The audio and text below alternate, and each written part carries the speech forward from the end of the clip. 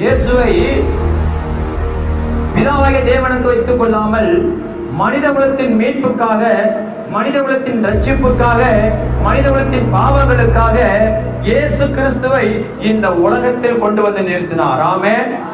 ஏன் நிறுத்தினார் என்று சொன்னால், மனித குலத்தின் பாவத்தின் மீட்புக்காக தன்னைத்தானே சிலுவையில பலியாக ஒப்பு கொடுக்க வேண்டும் என்று இயேசுவை இந்த உலகத்தில் அடிமையின் ரூபம் எடுத்து இந்த உலகத்தில் அவதரித்து வந்தார் மனிதனாக.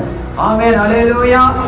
அவ இயேசு ஏன் இந்த உலகத்துக்கு வரணும், ஏன் இந்த உலகத்துல வந்து அவர் உயிர் தரணும்னா, உங்களுக்கும் எனக்கு ஒரு பிழைப்பை கொடுப்பதற்கு, ஒரு வாழ்வை கொடுப்பதற்கு, ஒரு மேன்மையை கொடுப்பதற்காக தான் தேவன் உங்களுக்கும் எனக்கு வந்து மரித்தார்.